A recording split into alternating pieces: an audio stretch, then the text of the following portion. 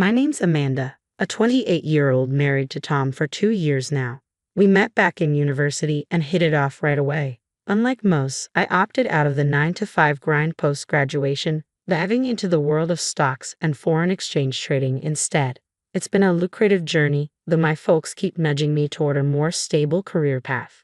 Thankfully, Tom gets it. He's my rock, always by my side since our college days. Socializing isn't my forte, but with Tom, I can be myself. Family dynamics? Well, mine's a bit distant. They see me as the odd one out, so our get-togethers are fewer these days. Tom's side, on the other hand, is closer-knit, parents and an older brother, Jeff.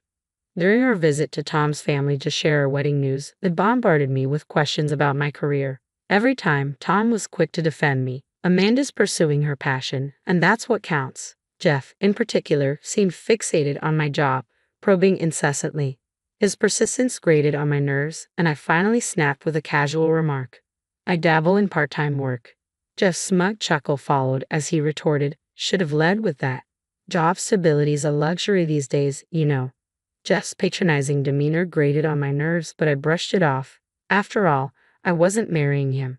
Tom's constant apologies were enough for me. His support meant the world. Despite Jeff's relentless belittling, it was ironic considering his position as an associate professor at a university. I couldn't help but feel sorry for his students. Now, Jeff was gearing up for his own wedding, and Tom and I were on the guest list. The bride-to-be happened to be the daughter of Jeff's university president. The event boasted a sizable guest list. Marrying into such a prestigious family undoubtedly secured Jeff's future. His arrogance reached new heights as he taunted me once more at the wedding. Having a part-timer as a sister-in-law is embarrassing. No wonder your name's missing from the directory. Perplexed, I glanced at the wedding directory to find my name conspicuously absent. Tom was ready to confront Jeff, but I waved him off. It's fine, Tom. I couldn't care less about formalities, I assured him, diffusing the tension. Jeff's smirk widened as he fired back, exactly, best to stay in the shadows, especially on a day like this. His next directive was even more demeaning. He instructed us not to serve drinks, fearing the inevitable question about my occupation. It would be inconvenient if you had to admit to being a part-timer when guests inquire. Just keep quiet, he declared triumphantly before striding off, leaving us seething. Tom, still seething, struggled to contain his anger. I'm truly sorry for my brother's appalling behavior. Tom's apology was sincere, his eyes betraying a hint of guilt. Unexpectedly, I found myself apologizing as well. I should be the one apologizing. I never intended for you to bear the brunt of his rudeness. My apology seemed to ease Tom's distress, finally coaxing a smile from him. On the day of the wedding, neither of us felt inclined to celebrate Jeff and his new wife. Taking Jeff's advice, we opted to indulge in the lavish spread instead. True to the stature of a university president's daughter's wedding, the food was exquisite, and we savored every bite. The gifts, heavy with anticipation, hinted at opulence. However, our excitement was deflated when we unwrapped a box at home to find a bowl adorned with a portrait of Jeff and his wife. Even Tom, usually patient as the younger brother, couldn't hide his exasperation. This is the last thing we need. I'd rather not have a constant reminder of my brother's face, but we can't just toss it, and it's hardly useful. Yet I saw an immediate solution. The bowl was just the right size and depth for a cat's dish. What if we repurpose it for the cat's food? Would that be disrespectful to your brother? I asked. Tom burst into laughter. It's absolutely perfect for the cat. The thought of my brother and his wife being licked by our feline friend every day is oddly satisfying. With Tom's blessing, the gift bowl found its new purpose as our cat's designated dish. A month down the line, I found myself needing to make several visits to the university where Jeff now held a position. The thought of encountering him, particularly since he'd married into the university's upper echelons, filled me with dread. Yet I reasoned I'd be safe enough. The campus was vast, and my business lay in a separate department from his. However, luck was not on my side. Merely setting foot on campus, I collided with Jeff. His expression shifted from surprise to hostility upon spotting me. Hastily, I averted my gaze, hoping to slip by unnoticed. But Jeff had other plans. He stormed over, accusing, "What are you doing here? I'll have you arrested for trespassing." Jeff's booming voice attracted a swarm of curious students. In their presence, he launched into a tirade, mocking me openly. "What's someone like you doing here? scavenging for a free meal in the cafeteria. My shyness kept me silent, fueling Jeff's amusement. He turned to the eager audience of students, regaling them with tales of my supposed inadequacies. This woman, a perpetual part-timer, even with a college degree. Study hard, kids, or you'll end up like her. As laughter rippled through the crowd, I felt the sting of humiliation, on the verge of tears. Suddenly, a familiar voice cut through Jeff's ridicule from behind. I turned to find a reassuring sight. A professor I recognized. "What's going on here?" "She's my guest, invited by my brother-in-law," he interjected. Jeff faltered momentarily, but quickly rebounded. "Must be some mistake. She's just a part-timer," he insisted. However, another professor, arriving late to the scene and acquainted with me, set the record straight. "No, she's not a part-timer. She's a research collaborator in the economics department."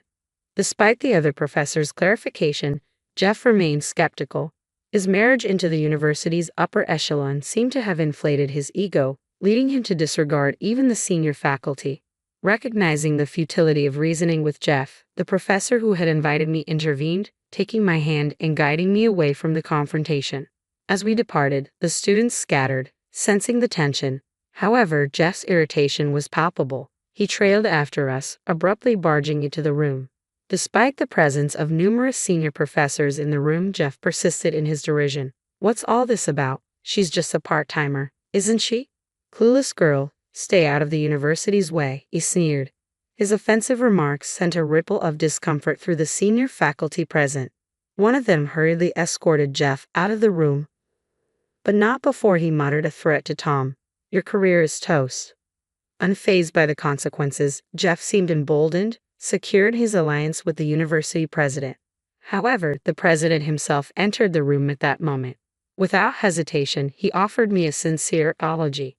"I offer my sincerest apologies. Our associate professor's conduct was entirely inappropriate. Please accept my apologies on his behalf," the president expressed, his tone contrite. The other professors echoed his sentiments, expressing regret for the incident. I graciously accepted their apologies, though inside, fury simmered close to boiling over. Yet I maintained a composed exterior, a testament to my maturity. My encounter with the president that day was unexpected. I had been at the university conducting research with the economics department on financial engineering. This research involved validating the theories I utilized in my stock and forex investments. Ever since my university days, I've employed these theories in my financial endeavors, exchanging insights with a professor I connected with through social media. Recognizing the success of my investment strategies, the professor invited me to collaborate on research at the university. While the university had suggested I take on a lecture role multiple times, my discomfort with public speaking made it unfeasible. However, the research collaboration offered mutual benefits, prompting me to visit the university several times a month to validate our findings. It wasn't until Jeff's marriage that I realized we were at the same university. Glancing through the wedding guest list, I recognized the name, the bride's father, who happened to be the university president. Despite the presence of other university-affiliated guests, I went unnoticed, my name erased from the list, and I was instructed not to serve drinks, confining me to my seat for the duration of the event.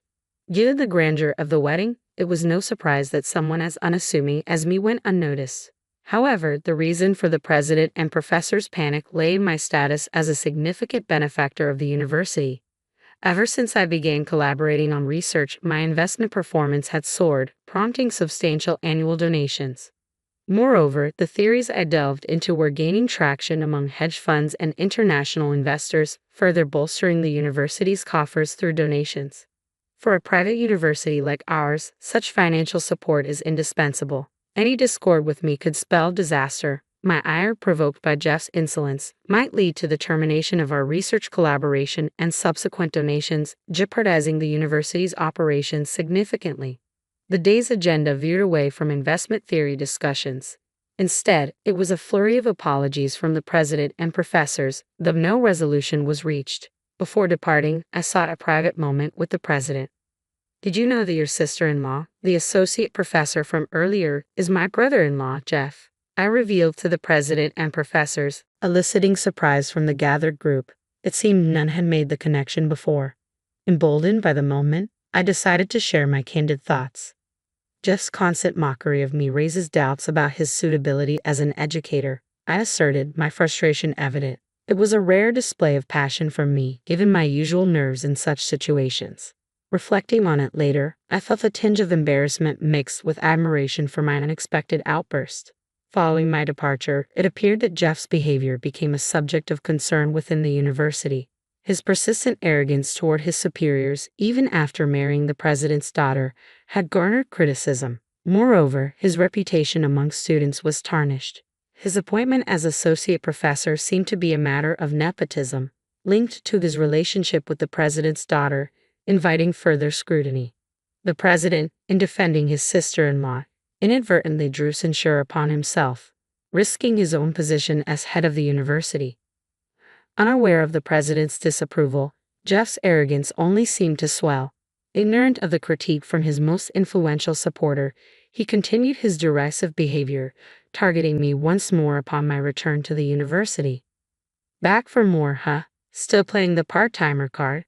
Just because you're cozy with the economics professors doesn't give you license to act all high and mighty, Jeff jeered, his words dripping with disdain. It was a bitter pill to swallow, knowing that such rudeness came from an associate professor. The more I endured Jeff's mockery at the university, the more disillusioned I became with its leadership. The president's reluctance to reprimand his own brother-in-law for his arrogance made me question the university's standards. Contemplating ending our joint research became a serious consideration. Each visit to the university felt increasingly futile, with Jeff's taunts adding insult to injury. I found myself tuning out his derision, pondering the merits of discontinuing our collaboration. Lost in my thoughts, I barely registered Jeff's latest jibe until his voice boomed louder than ever. Hey, are you even listening? Or are you too dim-witted to follow a simple conversation? But before I could respond, a commanding voice cut through the air. Jeff, you are the fool, the president's voice thundered, echoing through the room. The president's arrival cast a hush over even the usually brash Jeff, freezing him in place like a statue. Witnessing his rare moment of stillness, I could have contained my laughter, bursting into a chuckle. Jeff's glare was swift, but it was swiftly extinguished by the president's cutting words. As of today, you are no longer affiliated with this university. Gather your things and leave immediately. Jeff seemed momentarily befuddled, his gaze fixed on the president's stern expression. Then, in a bizarre turn, he adopted a casual tone. Father-in-law, what's with the sudden theatrics? Are you trying to pull a fast one on me? The president's face flushed crimson with rage as he bellowed once more. You have no right to address me as your father-in-law. Furthermore, I demand you divorce my daughter. The mention of divorce caught me off guard, but before I could process it, a young woman and a man in formal attire entered the room. As my eyes met the woman's, a sense of familiarity washed over me. Glancing at Jeff, I noticed his stunned expression. It dawned on me, the woman standing before us was Jeff's wife. Yet her unexpected appearance left me puzzled as to why she had come. With a stern countenance, Jeff's wife began to speak deliberately. I noticed your odd behavior, so I had a lawyer investigate. They managed to obtain these photos. As she spoke, the man in the suit produced several photographs from a bag, displaying them before Jeff. Peering over Jeff's shoulder, I couldn't help but gasp at the sight of him arm in arm with an unfamiliar woman. Jeff appeared taken aback, mirroring my own astonishment. I understood why the president had mentioned divorce, yet I felt it was an uncomfortable subject for discussion in the midst of the university, especially with me present. Nevertheless, Jeff's wife pressed on, addressing Jeff with palpable disdain. That's divorce, just as Dad mentioned. You were merely using me, weren't you? You never truly loved me.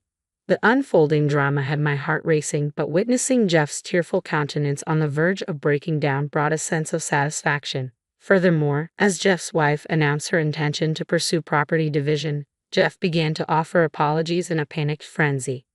I won't betray you again. Please forgive me. Observing Jeff's distress was oddly gratifying, almost tempting me to capture the moment to share with my husband. Perhaps the president had summoned me here today to witness Jeff's comeuppance. Despite Jeff's pleas, his wife remained resolute, informing him that she had already retained legal counsel. The swift progression of events caught me off guard, and as I observed Jeff's bewildered state, I sensed his mounting frustration turning towards me. What are you staring at? You're just a part-timer. This doesn't concern you. Leave, he snapped, his voice laced with venom. It was then that the president intervened on my behalf. You always belittle Amanda for being a part-timer, but she's a skilled investor. She's actively engaged in joint research with the economics department and makes generous donations. She's far more valuable than you'll ever be, the president declared, his words carrying weight. At last, Jeff seemed to absorb the president's words, falling silent as he cast a glance in my direction. Sensing the opportune moment, I decided to confront my brother-in-law. I expect an apology from you as well, I asserted. With reluctance, Jeff offered his apology. It became evident that President Bob had orchestrated this entire sequence of events with the intention of prompting Jeff to apologize to me, first by revealing evidence of Jeff's infidelity to weaken him, then by highlighting my accomplishments to further diminish his standing and compel an apology. It seemed to be the president's calculated plan all along. Jeff's apology brought a sense of relief, leaving me feeling rejuvenated. As Jeff hung his head in defeat, the lawyer delved into the intricacies of the property division demand. Meanwhile, I took my leave from Bob, prepared to depart. Before parting ways, Bob urged me to maintain my support for the university. However, I hesitated, expressing my reservations about the university due to Jeff's behavior, along with personal matters demanding my attention. Promising to reconsider, I bid Bob farewell and left for the day. Arriving home, I recounted the Jeff saga to my husband Tom. He was well aware of my disdain for Jeff, and hearing about his apology, affair, and subsequent despair brought genuine joy to Tom's face.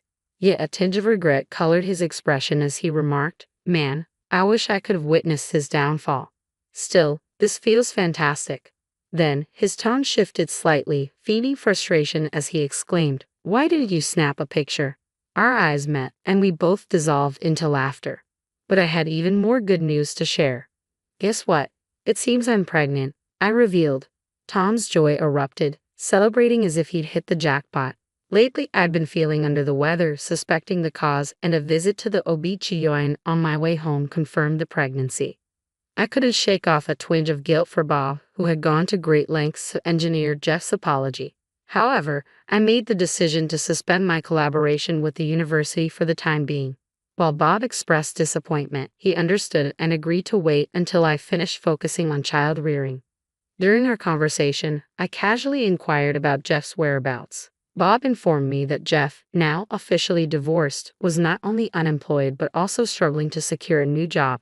Despite his attempts to market himself to other universities, Jeff's reputation for arrogance preceded him, resulting in a lack of job offers. It seemed Jeff's hubris had backfired, with consequences far more significant than anticipated.